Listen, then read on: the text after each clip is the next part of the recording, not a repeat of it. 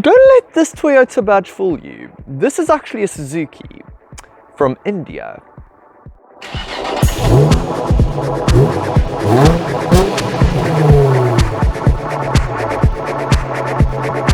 Hi guys, Eric here and welcome back to my channel. Today we will be having a look at this 2022 Toyota Urban Cruiser 1.5 XS Auto.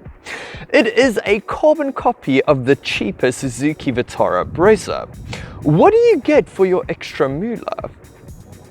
Would you like to be mentioned in my next video? All you have to do is to make sure that you're subscribed to my channel and tell me what car this wheel design belongs to using the comment section below.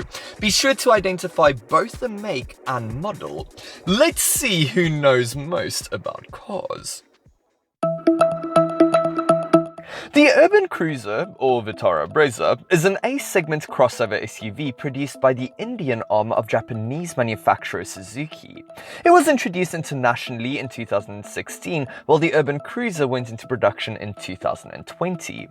It is powered by a 1.5 naturally aspirated 4-cylinder petrol engine that develops 77 kilowatts and 138 newton-meters of torque. It is mated in this case to a 4-speed automatic transmission with a rather archaic overdrive button. There is no official 0 to 100 kilometers an hour time, but don't expect a sports car. Thankfully, it does return a decent 6.2 liters per 100 kilometers. Not bad for an auto. When it comes to its looks, it looks very different to its rivals. Where Nissan, Renault and Kia have gone for a hyper-modern and aggressive look, the Urban Cruiser instead opts for a rugged and boxy design. The front end has a relatively small grille by today's standards, and the light clusters are big, making it look a bit dated. The generous helping of chrome does lighten things up a bit though. In profile, it has a very boxy look with minimal contour lines and straight sheet metal. I like the floating roofline too. The rear looks quite butch, with wide rear light clusters and a big strip of chrome underneath the Toyota logo. It has a neat looking rear diffuser too. Not that it is at all necessary in this case. It is not my personal cup of tea looks wise, but it works well together. What is the interior like though?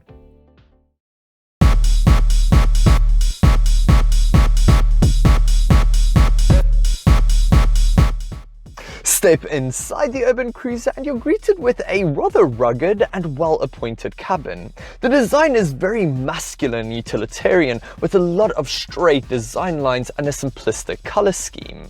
There is also a definite theme of rounded squares in here, with the air vents, center control stack and even dials being framed by this rather unassuming shape. Build quality is alright. There are some rough edges dotted about the cabin, but there is a general sense of solidity in here. Fit and finish is acceptable if you can forgive the ill-fitting glove box and door grab handle. Use of materials is about what you would expect from this segment. The only soft touch plastics in here is found on the steering wheel and gear lever. The remainder is of the hard and scratchy variety. The color scheme is rather dark and monocolor, but because of the big windows and windscreen, there is a great sense of airiness in here. Let's take a closer look at this Urban Cruiser, starting with its door panel. Well, it's black, along with black trim, black handles and black switchgear. The door handle, for instance, is made out of unpainted black plastic, and the door's grab handle seems ill-fitted and misaligned. It's as though the attention to detail in this cabin isn't quite as good as some other Toyota models. Thankfully, the switchgear feels premium to use, the door pockets are very big, and you get this rather attractive piece of fabric insert. I just wish that the door's armrest was padded, instead it is naked plastic. The doors might not feel like the heaviest either, but they close with a very solid thud. Turning to the steering wheel, keen-eyed viewers might have noticed that this is actually a steering wheel from Suzuki. It looks attractive though. It has an engaging 3-spoke design, beautiful silver trim and premium feeling buttons. Sadly, the column is adjustable for brake but not reach, which makes it quite difficult to find a comfortable driving position. The stalks feel of very high quality though, and they are extremely easy to understand. The instrument cluster in the Urban Cruiser is actually quite interesting. Instead of conventional round dials, the dials have a rounded square shape, not unlike that of the Fiat Panda. With the exception of that though, it is a very conventional setup. You get two main dials, one rev counter and one speedometer. The big white digits on a black background make them very easy to read too. In between the two main dials you will find a blackout LCD monocolor drives information display.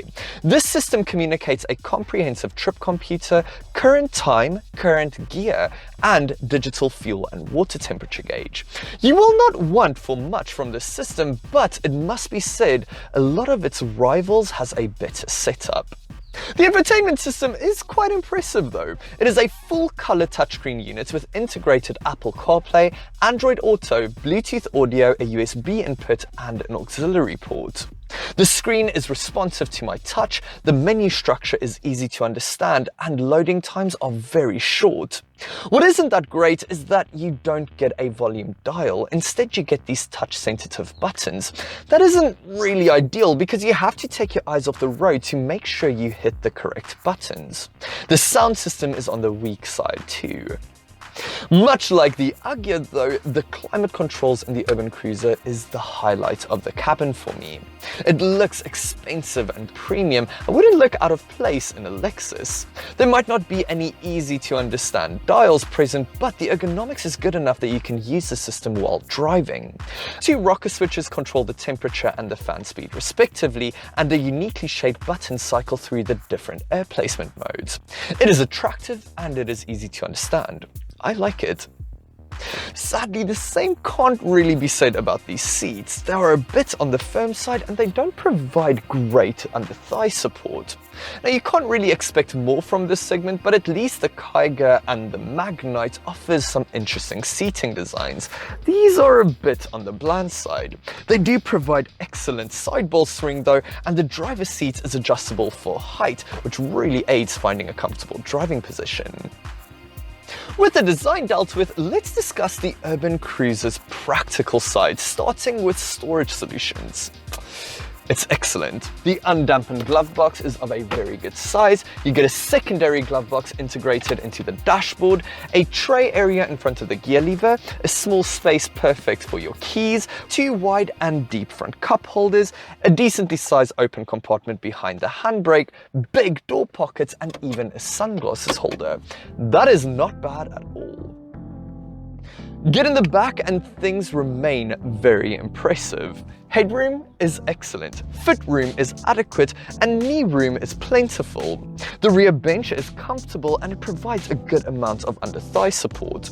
Storage is good too. The rear door pockets are of a decent size. You get a pocket behind each front seat and two cup holders integrated into the drop-down armrest. That is quite impressive.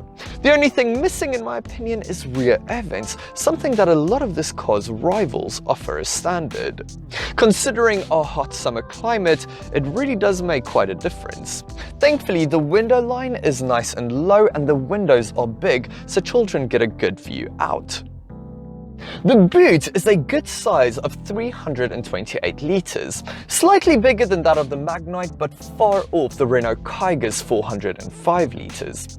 Now you might not get any tethering hooks or a 12-volt socket in this XS trim, but you do get a single grocery hook and a full-size spare wheel. The rear bench folds completely flat with some additional fiddling to make room for even more space. The resulting ridge is very tiny so you can easily push items forward, and the load lip is almost non-existent. It's very well thought out. So far, the Urban Cruiser kind of impresses me. What is the driving experience like though?